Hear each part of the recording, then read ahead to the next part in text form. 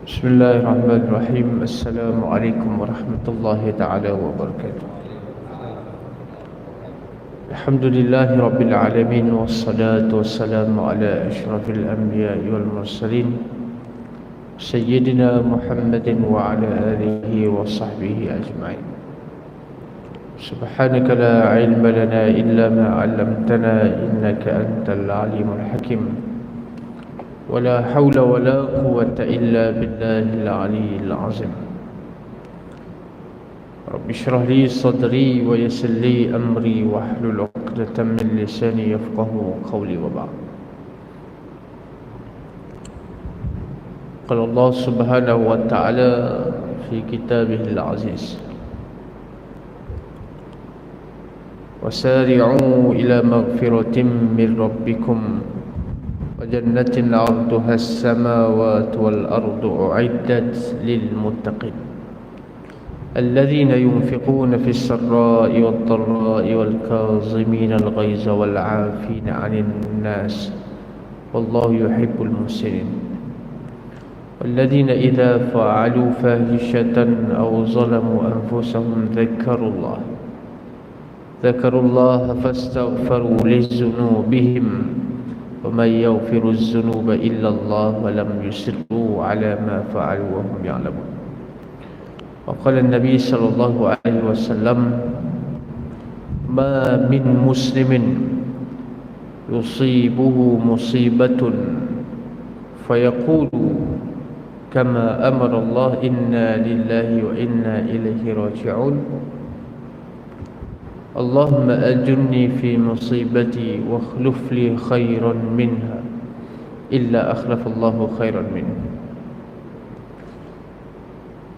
Allah Subhanahu wa ta'ala menegaskan dalam banyak ayat dan juga kedudukan tentang satu perbezaan ataupun satu ciri yang perlu ada di dalam setiap orang Islam semenjak daripada awal penurunan Al-Quran kepada Nabi SAW dan semenjak daripada awal Islam, satu perkara yang ditekankan kepada Rasulullah, satu perkara yang ditekankan kepada sahabat adalah sabar.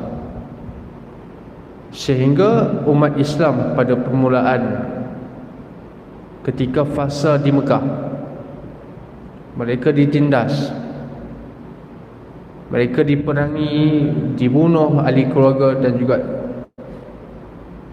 berlaku pelbagai bentuk siksaan ataupun kezaliman terhadap sahabat Nabi yang berada di Mekah. Maka mereka tidak diizinkan untuk berperang, tidak diizinkan untuk membalas tindakan tersebut. Selama lebih kurang 10 tahun mereka perlu bersabar. Kemudian apabila berlaku satu fasa yang kedua, dipanggil fasa Madinah, berlaku proses penghijrahan daripada Mekah ke Madinah, Allah Subhanahu wa ta'ala menurunkan ayat, diberi keizinan kepada orang mukmin yang berada di Mekah,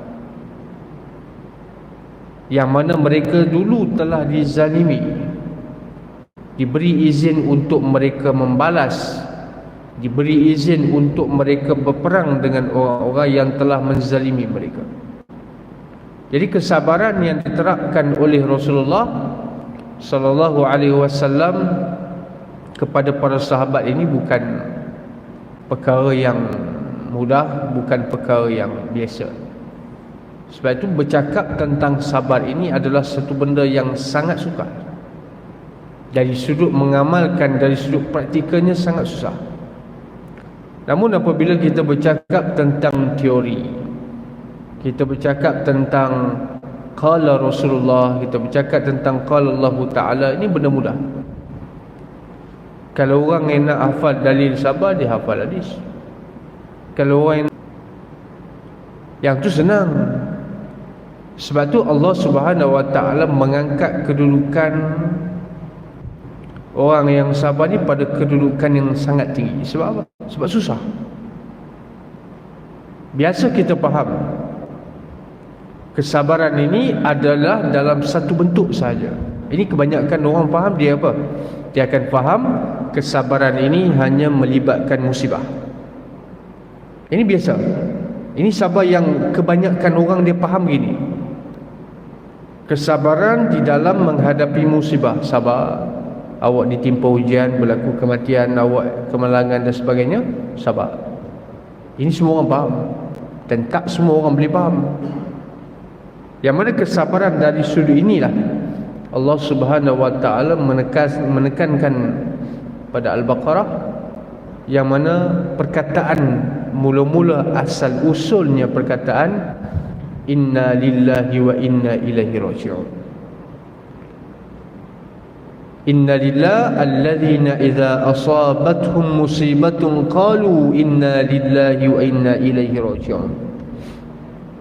Orang yang ditimpa musibah, mereka akan mengucapkan inna lillahi wa inna ilaihi raji'un. Bukan hanya kematian, tetapi musibah. Jadi setengah orang ni dia faham inna lillahi ni bila mati ya. Kalau tak mati tak boleh baca innalillah. Aku belum matilah, aku baru sakit, jangan baca innalillah. Segelintir orang faham itu. Tapi sudah menjadi satu uruf, satu budaya di tempat kita. Orang tak baca innalillah ini apabila ditimpa musibah selain daripada kematian. Kalau kita sejarah orang sakit, kita baca innalillah wa inna ilaihi raji'un. Marah dia, aku belum mati dah. Aku belum mati, aku baru sakit kan. Menunjukkan dia salah faham perkataan itu. Mungkin dia faham perkataan itu hanya ditujukan kepada orang yang telah meninggal. Sebenarnya tak. Kerana Nabi SAW berkata kepada Ummu Salamah satu ketika dulu. Nabi kata, ma min muslimin yusibuhu musibatun. Tidak ada mana-mana muslim yang ditimpa musibah. Fayaqulu kama amarallah.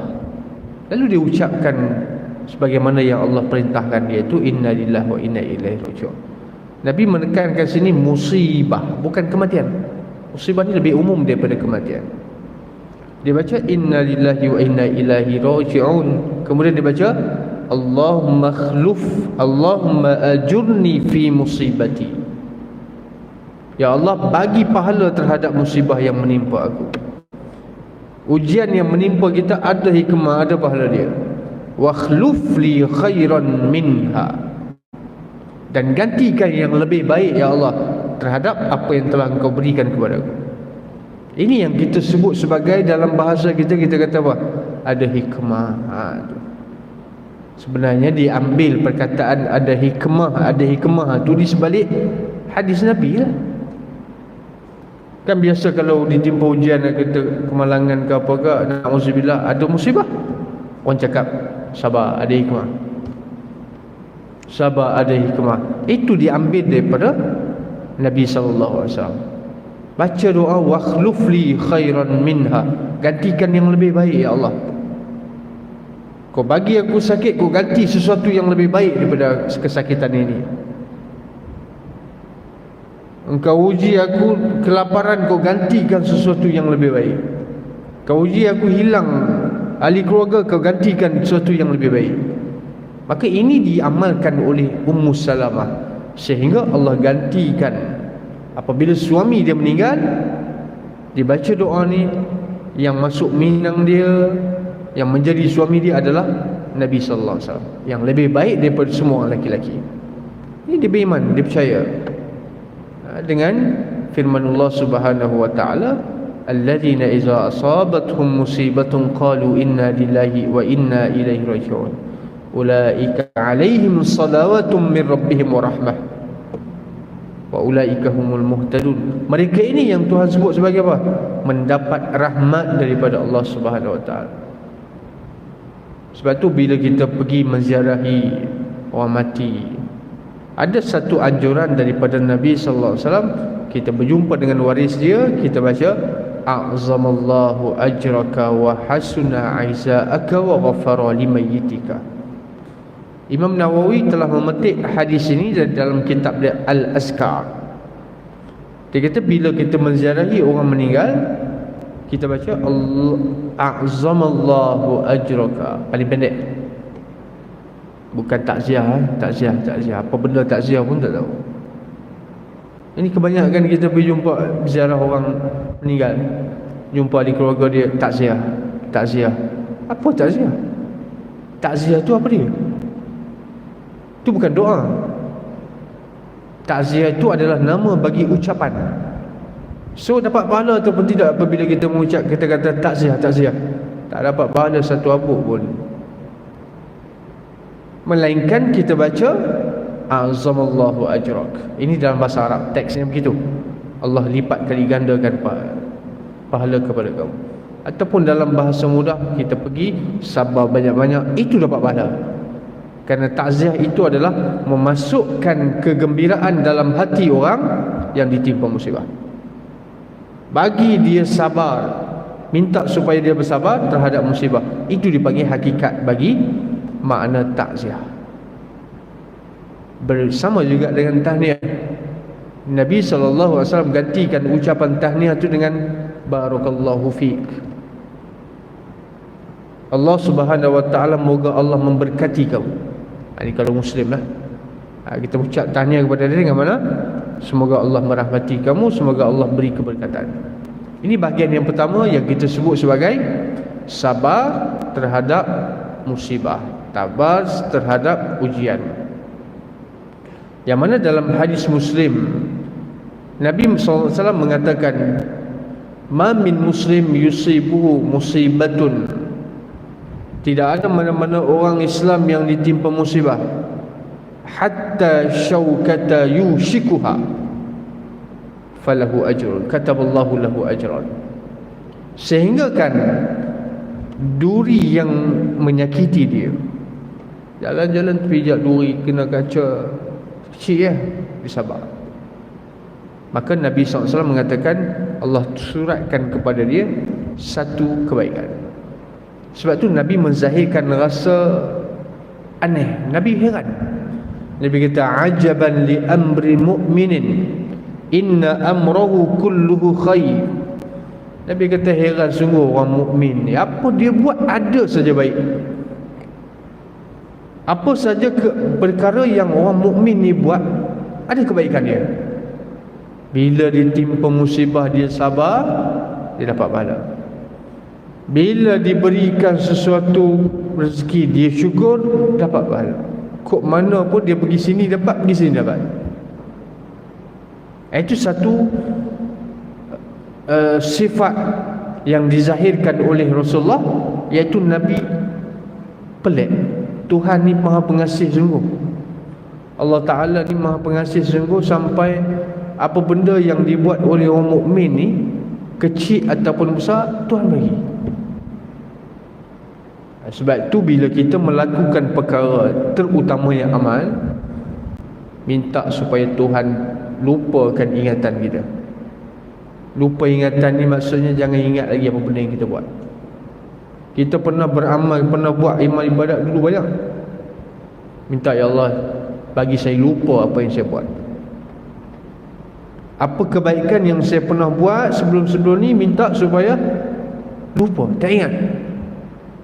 Sebab kalau dia ingat ni, dia rajin nak bersembang. Kalau dia ingat balik benda-benda baik yang dia pernah buat dulu, dia rajin nak bercerita. Ini orang manusia begitu lah. Dia rajin nak menyembang. Bila dia jumpa kawan, bila dia nak bercerita apa yang dia buat. Jadi bila dia bercerita apa yang dia buat, dibimbangi, takut hilang sia-sia saja. Lebih-lebih lagi apabila sampai kepada tahap ungkit-mungkit. Ini Tuhan sebutkan, ya ayyuhalladzina amanu la tubtilu sadaqatikum. Sadaqatikum dengan mana thawab sadaqatikum. Jangan kamu membatalkan pahala bersedekah kamu. Sedekah banyaklah, tapi batal pahala, maksudnya tak dapat. Bil manni wal adha. Manni ni dengan maksud an yadhkura ghairah, bercerita kepada orang. Semalam saya dah bagi sekian-sekian. Minggu lepas saya dah tolong saya buat begini. Lupakan. Kerana apabila kita bersembang ni, takut ada dalam hati ni timbul perasaan yang dipanggil sebagai riya. Ini bahaya. Takut apa yang kita buat, Allah Subhanahu wa taala sebut apa? Kalladhi yunfiqu malahu ri'a'an nas wa la yu'minu billahi wal yawmil akhir. Orang yang buat ibadat tapi dia bercerita dekat orang, sama seperti orang riya.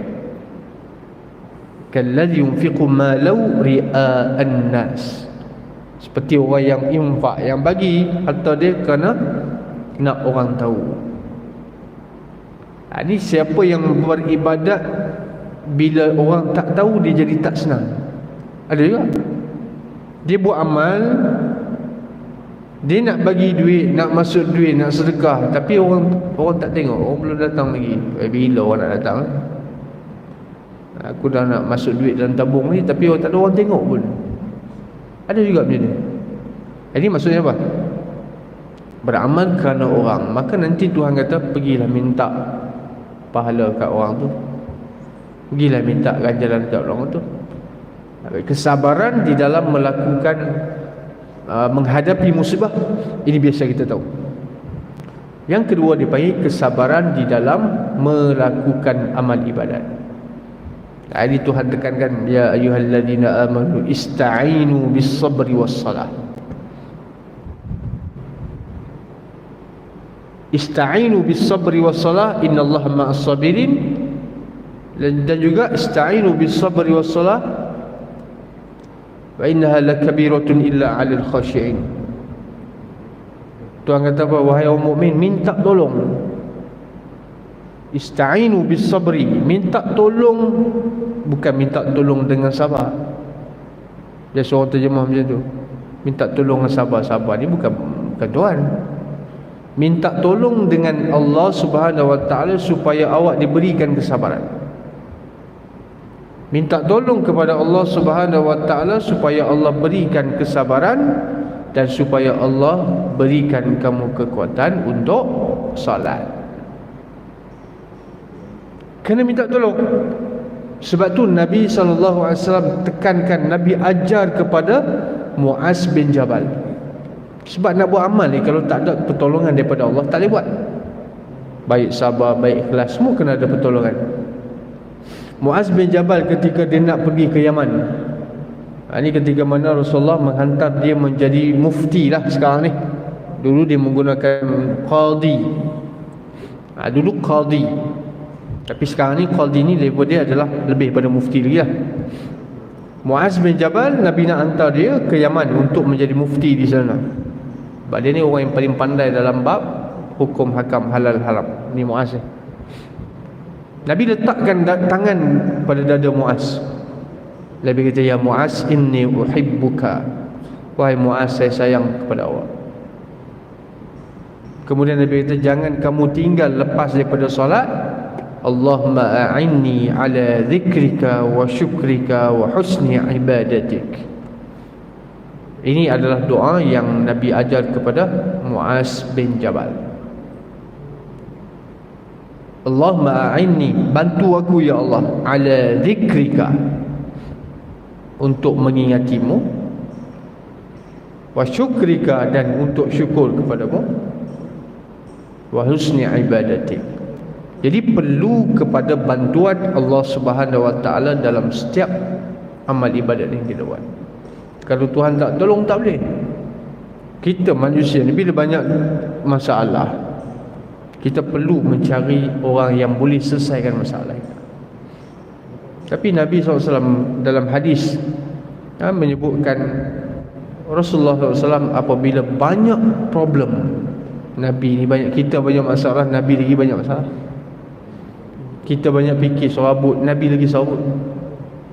Antara kita dengan Nabi, mana lagi menanggung masalah banyak? Nabi sanggup tanggung masalah banyak.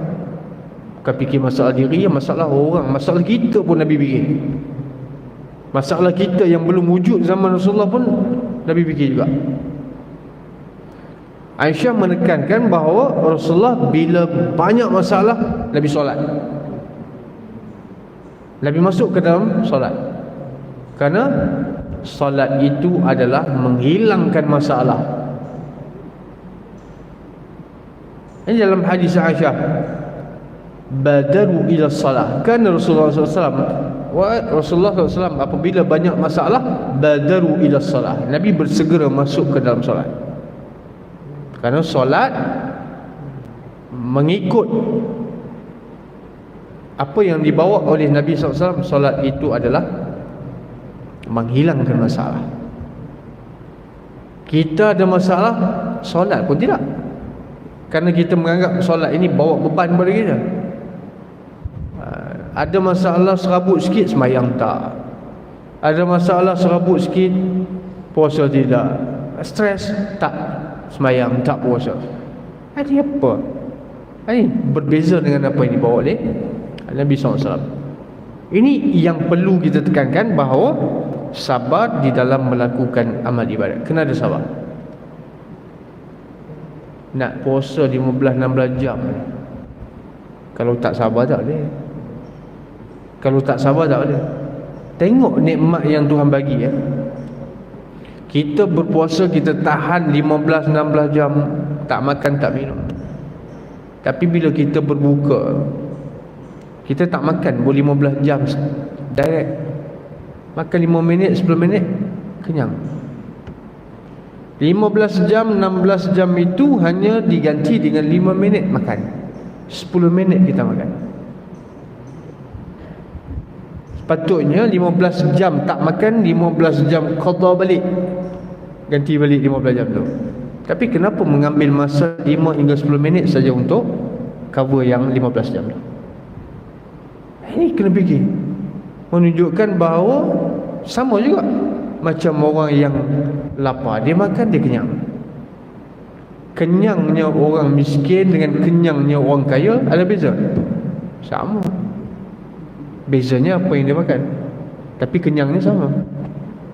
Nikmat kenyangnya sama. Dan juga nikmat menunjukkan bahawa nikmat tu sementara, sekejap kan. Susah punya bukan main lama 15-16 jam. Tapi kesenangan nikmat itu hanya dapat 10 minit saja. Itu pun sekejap kan. Inilah yang Allah Subhanahu Wa Taala sebut, dunia ini nikmat dia adalah sekejap saja. Ini nikmat kenyang itu 10 minit saja. Lapar bukan main lama ya. 15 hingga 16 jam. Itu sementara. Dan yang ketiga, kesabaran yang ada dalam Islam, dalam agama kita, adalah sabar di dalam meninggalkan maksiat. Ini payah. Bab orang nak beramal senang. Terus tengok, bab orang nak beramal dalam bulan Ramadan ni senang. Orang boleh puasa, orang boleh pergi tarawih, orang boleh buat amal itu. Tapi di antara amar ma'ruf nahi munkar, tinggal maksiat ni benda yang paling payah. Buat amal senang Orang buat maksiat pun buat amal juga, puasa juga. Jadi timbang antara melakukan amal dan meninggalkan maksiat, ini paling payah. Maka perlukan kepada yang disebut sebagai taubat. Jadi tinggal maksiat ni bukan benda yang senang ataupun benda yang mudah. Sebab dalam hadis Nabi SAW mengatakan, inna ibna adama idza akhta'a khati'atan nukitat fi qalbihi nuqtatun sawla idza taba wastaghfara saqala qalbuhu. Nabi mengatakan manusia ni bila melakukan satu kesalahan, dia akan ada titik hitam. Satu dosa, hati dia akan ada satu nuqtatun sawla. Bila dia buat lagi, hitam ke semua. Tapi Nabi kata menarik ya, bila dia taubat, dia istighfar, saqala qalbuhu, hati dia bersih balik. Tapi bila dia buat lagi, ulang lagi. Sehinggalah Nabi baca ayat, kalla bal rana ala qulubihim ma kanu yaksibun kalla innahum an rabbihim yawma idzin lamahjubun. Dalam Al-Mutaffifin Nabi kata, Allah Subhanahu Wa Taala sebut orang yang melakukan dosa, di hati dia akan gelap. Rana ala qulubihim. Ran ini maksudnya karat. Orang yang berkarat hati, orang yang gelap hati, la mahjubun, akan terhijab daripada Allah Subhanahu Wa Taala. Jadi sekadar itu dulu. Wabillahi taufiq wal hidayah. Assalamualaikum warahmatullahi taala wabarakatuh.